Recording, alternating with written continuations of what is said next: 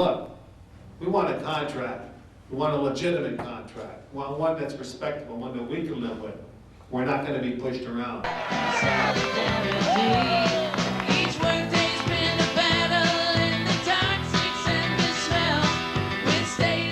First issue on the table is maintenance of benefits. They say no, the war is on.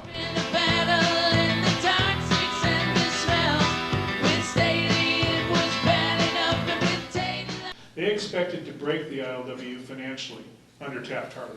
They'd be able to put the leadership in jail, and that was their plan.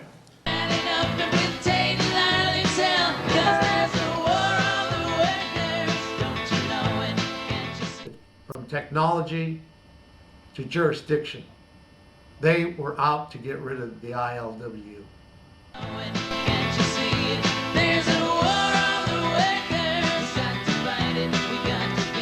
They did a job that was irremarkable. I don't think any other negotiating team in history could have done what they did because of the vision that they had.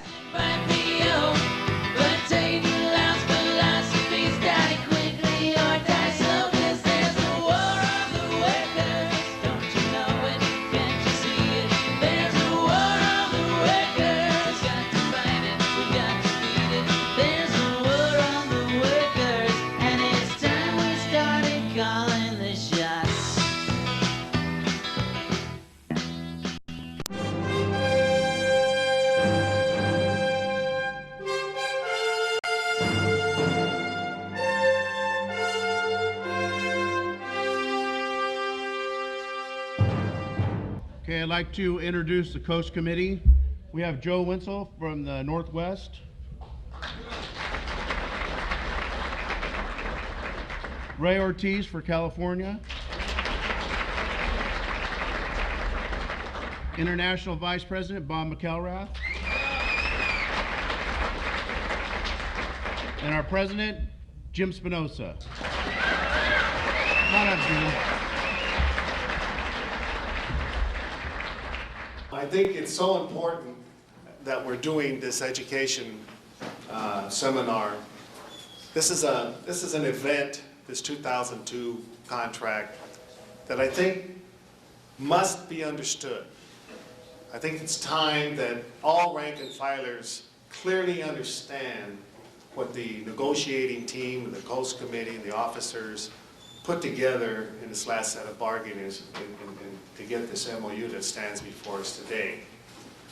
I can tell you today you'll hear all the things that basically the negotiating committee was up against, what the officers had to do to get this MOU. But we have to also understand that in today's world, we have to know where we're going. We can no longer live in sanctuary situations where we feel that the outside world cannot get to us. Dock workers around the world are under attack. Now the PMA has a new leader, a fellow by the name of Joe Miniacci. His game plan wasn't hard to figure out once he came to town. Joe's game plan was to take this union, take it apart by its roots, and then turn us into basically a non-bargaining type of unit where they would have their say and have their way. In this set of bargaining, we weren't just bargaining with the PMA, we were bargaining with the outside world.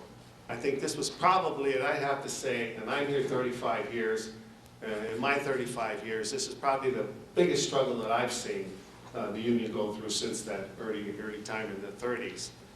We had the outside world and Joe Miniacci and his team orchestrating the outside world against us long before we started bargaining, long before. Along with that, he brought in the government. He brought in the shippers.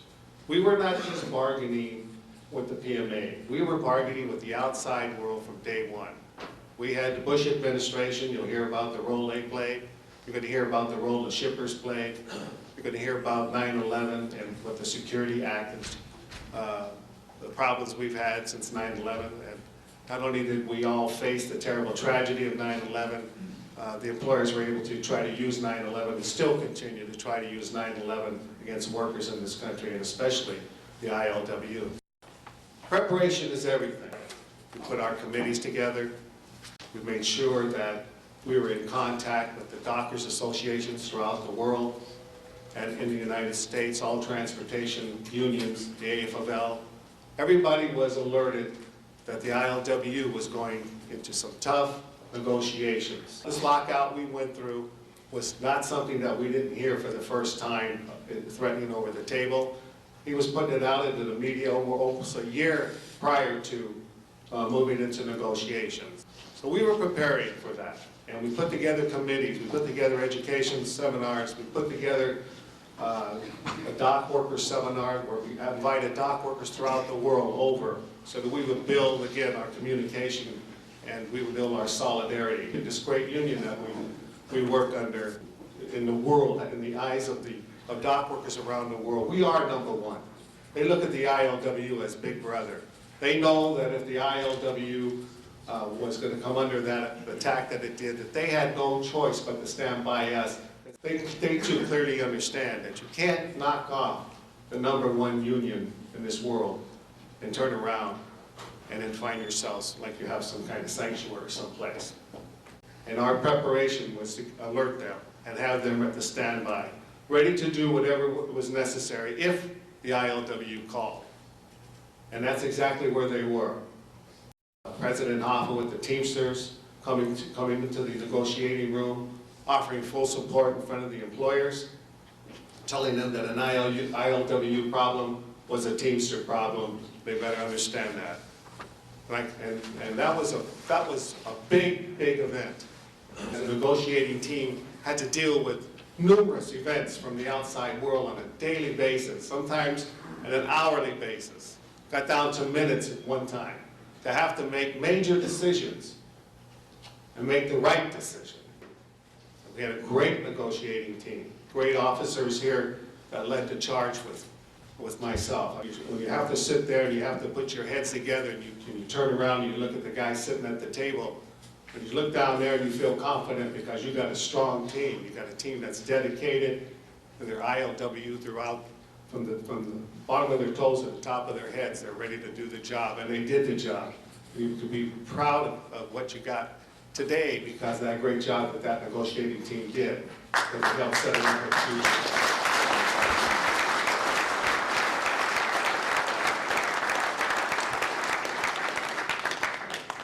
Clearly, today's message, when we're done, has to be a couple of things. We have to stay strong, we have to stay together. And we have to do one thing in the next year. We've got to take this guy Bush out of office, without a doubt.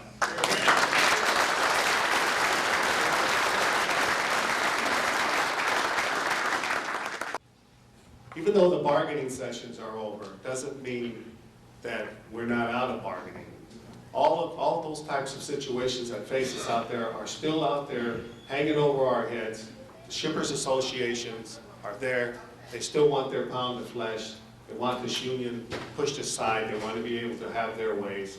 And we've got to watch out for the legislation that's building up and continues to mount ahead of us. I can tell you the House of Labor has nothing but good things to say about the ILWU, and we should be proud of where we are, who we are, and we're going to continue to build that. And in sessions like this, education, get the young man, the young woman that's in this organization to understand where we are today, what the struggle is all about, and where we have to go. And believe me, we're going to get there because this great union has not lost yet, and we'll continue to do the job. Thanks for coming this morning.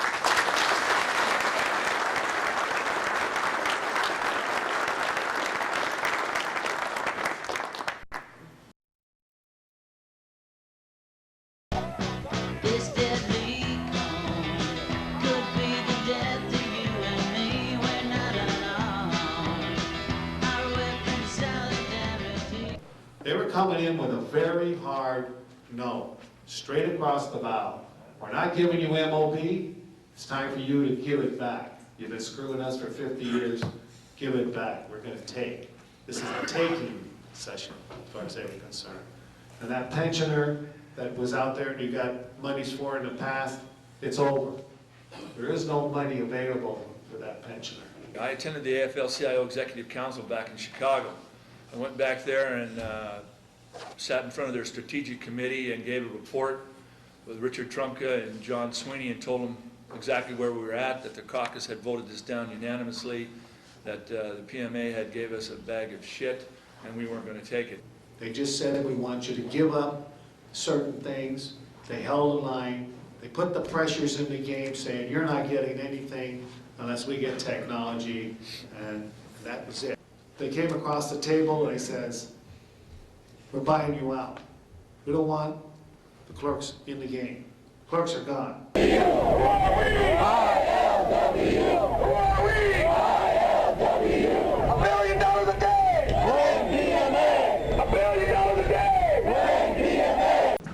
June 14th, 2002, the Tom Ridge call. This call from Tom Ridge was along those lines, that in his words and the way he presented it, putting us on notice that we would be considered, because of the economy, because of where we were, that we were basically going to be economic terrorists. Basically, they were telling us, hey, we're monitoring you guys, and we're gonna be a part of this negotiations. Here's Tom Ridge telling you you're not gonna be able to maneuver. One of the things we were hearing was that the National Guard was ready to come in and work our terminals, do our work, in the event that Tom Ridge had made a call. What their game plan was all of these things hitting, the threats, the shippers, the legislation, all of these things were zoned in again, trying to move the union off its position. When you get Tom Ridge, head of Homeland Security, Lane Chow, this Andrew Seif, and they're coming out telling you, you're going to take this agreement. And if it wasn't for the 10,500 guys plus and the world around us, you know, we'd be in a world of hurt. But sticking together, that's what we're trying to say. Stick together, we're going to beat them. June 26th, 2002, the media campaign heats up. That's what Miniachi was trying to do, was to constantly diffuse our efforts at the table, using the outside media, the outside legislations, people to constantly interrupt negotiations so to keep us off balance. The political pressure and the PR pressure on us have been tremendous. They were putting out major money. At least $2 to $3 million was spent in Washington by PMA. You're paying big bucks. You're in the big bucks game when you go into the PR business. You're paying big bucks. The negotiating committee and the officers had to do this by the seat of our pants. We've never had a PR strategy. We've never had a PR program prior to this negotiations. Like Joe said, PR was something that we were really, if you have to look at an area that we really weren't prepared on. It was an ongoing curve, learning curve for us while we were in negotiations. June 28th, 2002, the shippers turn up the heat. The shippers really working the hill for Miniachi and them with the legislators. PMA presents new proposal document only agreeing to MOB with caveat, no MOB unless all new registrants enter HMOs. They wanted this technology, and they said if we don't get the technology, your workers are not going to get maintenance benefit. July 22nd through July 26, 2002. Caucus votes thumbs down. Longshore Division Caucus rejects PMA proposal. Authorizes the negotiating committee to call a strike vote without convening the caucus. Directs locals to re-emphasize the $50 voluntary donation to the Political Action Fund. Told the caucus where we were, gave them a recommendation that we would not accept the employer's proposals.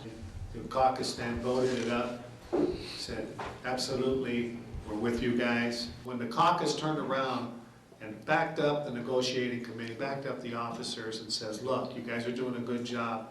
We understand the problems. You guys have articulated them well. Let's get back in the game and let's go get what we went after. July 24th, 2002, the March on PMA. ILWU and the AFL-CIO, California Federation of Labor, CalFed, march and rally outside PMA. And from that, then we had to kick ourselves into action, start to see on the same page, more rallies coming, starting to focus, getting out, meeting the communities. We wound up, doing the marches, showing the solidarity of this union. We started kicking it all up, kicking the PR up, kicking the marches up. it was tremendous. It started to, the momentum started again to reenact what we were talking about, that labor was there, labor was behind us, and all we had to do was start going to them and coming out. At that point, when we went back there, we told them how bad it really was, that they were attacking our medical benefits, and the AFL-CIO then geared up and got ready, just waited for the phone call. August 6th through 13th, 2002, Union PR campaign exposes Bush administration threats and bias. Los Angeles Times, San Francisco Chronicle, and other media confirmed Union report that Andrew Schiff, Labor Department lawyer, threatened the union with 4 Bush administration options in case of disruption at the port. 1, imposing the Taft-Hartley Act. 2, breaking up the coastwise contract. 3, putting the union under the Railway Labor Act. 4, using the military to run the ports. They were touting very heavily throughout Washington, D.C. for sure, that we own and control too much real estate for this country. We're 10,000 dock workers in 3 states, basically, control 7-8% of the GNP in this country. The WCWC was the one working the Hill while the negotiations were just starting, basically saying, we need legislation, we need to break the master agreement on the West Coast. Having this kind of power, where everybody's under one contract, is good for us. They tried in '99, they tried viciously in 2002, where they claimed that, you know, the economy can't survive with a master contract like this. And they're trying to break it up. It's still better for us to deal with one contract, one session that deals with everybody, than to find ourselves fragmented to the way they are on the East Coast and the way that a lot of the shippers and others want to see us out here. They would like to see 6 contracts or more on the West Coast. This guy Sip was he's the lawyer, the sort of the mouthpiece for Elaine Chao and the government, who actually comes down and sits down with us at lunch and gives us where they're at. Yeah, just a quick story. This Andrew Seif, when Jimmy was talking about lunch or we were having a dinner or something, the 4 of us, Joe Winslow, Ray Ortiz, myself, Spinoza, and we had Rob Remar with us.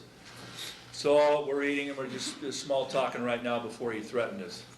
And, you know, I mean, these are pretty big threats when we were dealing with the government. And like you've heard us say, sometimes we were negotiating more with the government than we were with the employers. And sometimes the negotiating team is sitting there waiting, and we're in there with the government. Anyway, Ray said something about, well, I'm not from here, I'm from Los Angeles, explained where he lived. You know, just small talk, and the guys explained where they're from, and I kind of, when he got done, I said, yeah, I said, I'm from, he says, you don't tell me where you're from. He says, you're from Vancouver, Washington, Local 4. He says, your dad was a longshoreman. He says, you got a son that's a longshoreman, he's a crane operator in Local 4, and he says, I know the grain contracts that you've negotiated, your wife's name is Sally, and I know where you live. And these are the intimidation factors that they tried to use on us as officers to get us to say, you got to take these contract demands that are given to you across the table. Well, we never batted an eye. We just kept eating, you know, yeah, okay, so you know all that shit. So what? We just kept eating, didn't say nothing. And we moved on. But just so you guys get an insight as to some of the stuff that the officers and that negotiating team were up against, being intimidated by the United States government. August 12, 2002, the Coast PR Committee with the FL-CIO on board steps up the PR campaign. The Legislative Action Committee pounded the Hill just for a couple of days and got signatures of over 40 congressmen and all the West Coast senators, including Akaka and Inouye out of Hawaii, in support of this. And this wonderful little gopher attorney they have, Andrew Schiff, told us, wow, you guys push back. August 28, 2002, Union submits technology, mechanization, and modernization demand document to PMA. When we got into the 2002 bargaining, employers came forward, in my opinion, again with this technology demand. And again, the employers truly didn't know how to do it. They couldn't put it together, they just knew that they wanted it. And We were willing to adapt to the changes of technology. We weren't totally against it. But to have another individual bypass our Marine clerks and even longshoremen we said, no way. We put together a demand across the table that dealt with technology, the way we see technology moving. So we put the first real technology demand across the table. What he wanted to do was, you give me a little technology, I'll give you a little MOB. You give me a little technology, and I'll give you a little more MOB. You know, our number one priority, they understood we weren't moving, was our maintenance and benefits first, and then our pension package.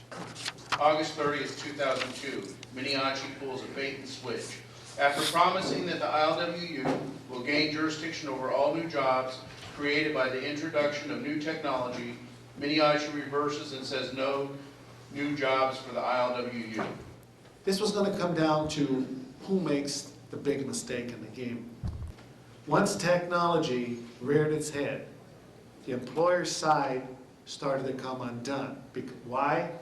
Because they didn't have a game plan to deal with technology, and they all had different ideas on what technology meant to them and how far they wanted to go with it.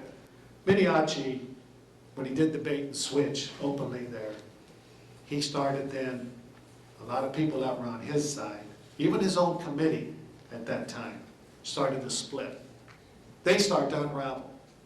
And they start to unravel, in my opinion, because Joe Minnehachi himself can't deliver. He can't articulate into his side of the table. He can present a document, and he can talk on that document, but he can't get into the debate. And that's what happened once the technology thing hit. They started then coming unraveled. September 1st, 2002. Tired of Minnehachi's games, the union stops daily contract extensions. Contract expires at 5 p.m. September 4th, 2002. The parties reached tentative agreement on MOB after 4 months of bargaining. They regrouped, they came back, they pulled back, and we got our MOB. We said to hell with this. Let's get the fight on, see what he wants to do. And now it really gets interesting. September 27th, 2002. The lockout begins. Who was going to start to unravel? Was the union going to blink? Was the union going to fall apart? We're in the stretch run now. The negotiating team knew at that point we were relying on you all, the rank and file, the solidarity from the rank and file from this point forward was so important. We went to work. We didn't give them the ammunition that we knew they wanted by him pre-staging this thing through the government, through Washington, to fight this fight to this level and then lose it through his game plan with the Taft-Hartley. When we were able to stay poised to that point where they now really now started to come unglued in the public's eyes, the shippers who were backing them 1,000% were pulled back, way back, and saying, what the hell happened here? We got 1,000 ships lined up out there, and it wasn't the union's fault. When Minnehachi locked us out, we were in bargaining, and we were trying to get the union. Everybody was, you know, it stirred things up, but we all stuck together. So I'm walking down the hallway, and Minnehachi stops me. He said, hey, Bob. He says, you know what? We planned this. I said, yeah? He said, yep, we had this plan. I said, well, I want to thank you very much for what you've done. He kind of drew back and said, what do you mean? I said, this is the first time since 1971 when I was a young kid walking picket for 134 days on a waterfront. This is the first time since then you've ever united this union. And it's all because of you, and I want to thank you. He just shook his head, turned around, and walked away. All because of you guys sitting there. This is another in a series of errors. You see, they're still in court to this day on this lockout because shippers will have strike insurance, but lockout insurance has never been available. And so PMA continues to this day in court fighting their customers who are suing them over a lockout that they imposed on themselves.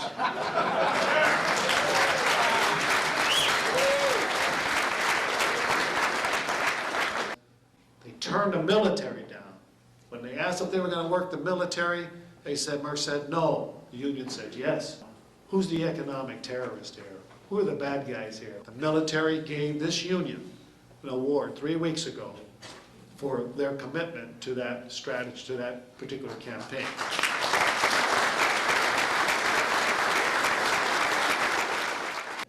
September 30th to October 2nd, 2002. Federal mediation starts.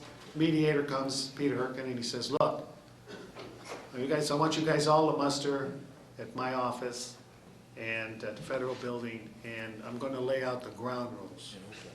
And so we show up, and we're outside, we're getting ready to walk in, and we look over, and the employers and the mediator are in a room, so we're in another room, so we're walking down to their room, and we look over, and we see 2 or 3 guys standing there with earphones, and they got guns in their waistbands. So we walk up to those guys and say, hey, what's your role? You know, who are you? CIA, FBI, who are you guys? And they wouldn't talk, and they started to panic. So we started to get louder with them. So they took a hike. They started running, talking on the radio, and heading for the elevators and the stairs and whatnot. And we knew then what that was. And this was an armed team that, once again, Joe Miniacci, in his wisdom, goes and hires and brings them into a mediation. This guy's going to a mediation in the federal building, and he brings his thugs with him. So we raised holy hell with him. We walked out and told him, hey, this mediation's bullshit. Again, major blow to Miniacci and his team. Outside world sees that, starts to another crack in where they're at. October 8th, 2002. PMA rejects Federal Department of Labor DOL request for a 30-day contract extension. We felt that we should extend this contract for at least 30 days. But when they called the PMA refused. They created the worst nightmare that they ever faced when ships from up and down this coast were lined up all the way down to Mexico. Bush administration was asking for 30 days more bargaining at that time to continue to bargain. So we said yes, with strategy-wise, let's say yes. Well, Scalia tells me on the phone, if you guys don't agree to this, the president's ready to come down on you over national television. President's coming on. And the employers tells Scalia, no, we're not going to give a 30-day extension. Major, major blunder, again, by the PMA. October 10th, 2002. Union beats PMA's contempt charge. PMA later alleges slowdowns and drags ILWU into federal court. They expected to break the ILWU financially under Taft-Hartley. They expected the rank and file, through the officers or on their own, to affect production in a way that they could go to court and get an injunction against the union, $1 million, $3, $4, $5 million a day against the union for failure to live up to the Taft-Hartley injunction. They expected they'd be able to put the leadership in jail, and that was their plan. Records were kept by the clerks and records were kept by the foreman up and down the West Coast that countered everything they tried to present in court. And the court, even though it was in their favor, couldn't publicly condemn us. They had to condemn both sides, which was a victory for us. October 16th, 2002. The negotiating committee invites Trumka to meet with the committee. I can tell you that Richard Trumka came out, sat at the table in negotiations for at least 5 weeks, I think, with us day and night, sat in that room, brought with him all of the AFL had to offer. Again, letting the employers know when he sat at the table, just like Jim Hoffa, why he was there, that he was there on behalf of the ILW, and the labor movement was behind the union at that point. So you can see now what's happening. Their side is starting to come apart. We turn around, here's the House of Labor now sitting at the table. Your negotiating team was just outstanding, and Trumka just added to that to really do the job. October 18th to the 22nd, 2002.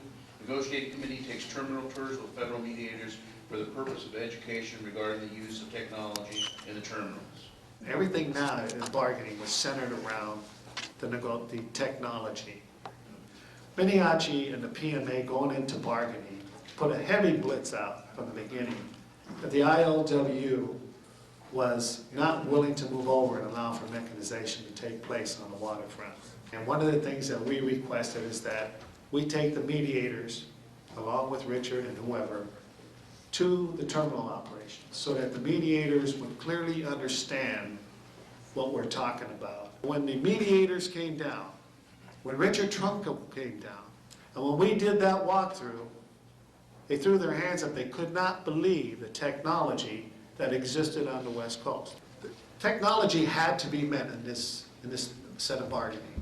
It had to be done. It was time. Employers didn't know what they wanted, and still don't know what they want. PMA presents last best and final offer for the union 11/22/02. Parties reached tentative agreement subject to caucus approval and membership ratification 11/23/02. The Longshore Division caucus approves and the membership ratifies a contract with an 89.3% yes vote 1/22/03.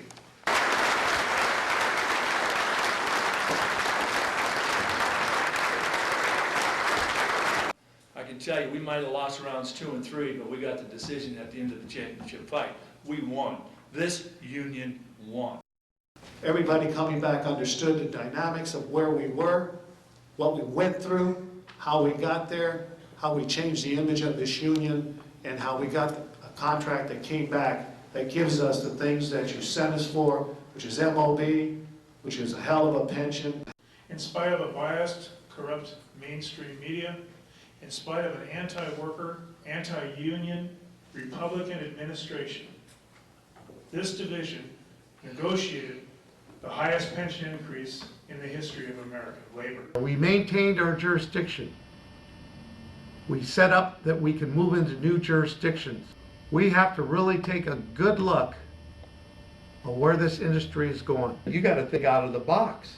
We're in the process now of restructuring the way we do, how we operate. 5 years, 4 years from now, whatever the case may be, we have to be ready again. And we're going to be ready. We're going to be over ready. Not under ready, over ready.